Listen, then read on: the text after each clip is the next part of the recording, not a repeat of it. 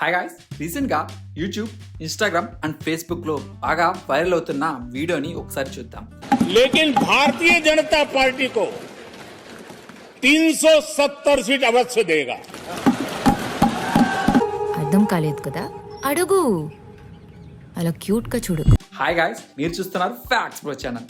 ఈ వీడియోలో మోడీ గారు ఏమన్నారంటే, నేను ప్రజల యొక్క స్టేట్ ఆఫ్ మైండ్ ని గ్రహించి చెప్పగలను. ఈసారి మాత్రం బీజేపీ పార్టీ ఖచ్చితంగా 370 సీట్లు గెలుస్తుంది అని మోడీ గారు అంటున్నారు. అయితే ఆయన 370 అనే నెంబర్ ని జస్ట్ క్యాజువల్ గా చెప్పలేదు.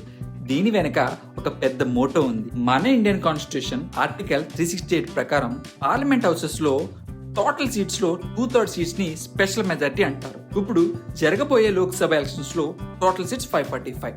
దీనిలో 2/3 అంటే 363 సీట్స్. ఇక్కడ 363 సీట్స్ అనేది స్పెషల్ మెజారిటీ.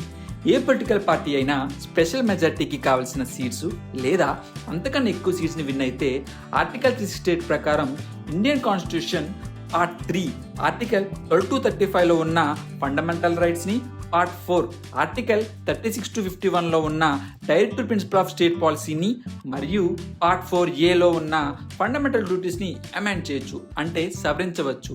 అంతేకాకుండా సుప్రీం కోర్ట్, హైకోర్టు లాయర్స్ ని మార్చవచ్చు. Chief election commissioner, controller and auditor general of ఇండియాని మార్చవచ్చు.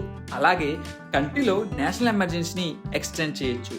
మోడీ గారు స్పీచ్ వినగానే బీజేపీ పార్టీ మెంబర్స్ ఏమంటున్నారంటే, What a vision. What a thought. నిజంగా ఈసారి ఎలక్షన్స్ లో బీజేపీకి 370 సీట్స్ వస్తే రాజ్యాంగంలో చాలా పెద్ద మార్పులు వస్తాయని అనుకుంటున్నా. మీరు బీజేపీ పార్టీకి ఎన్ని సీట్స్ వస్తాయి అనుకుంటున్నారు? అలాగే ఒకవేళ 370 సీట్స్ వస్తే ఏం చేంజ్ చేస్తారనుకుంటున్నారు? ఖచ్చితంగా కామెంట్ చేయండి. ఈ వీడియో మీకు నచ్చినట్టయితే లైక్ చేయండి. మీకు తెలిసిన బీజేపీ ఫాలోవర్స్కి షేర్ చేయండి.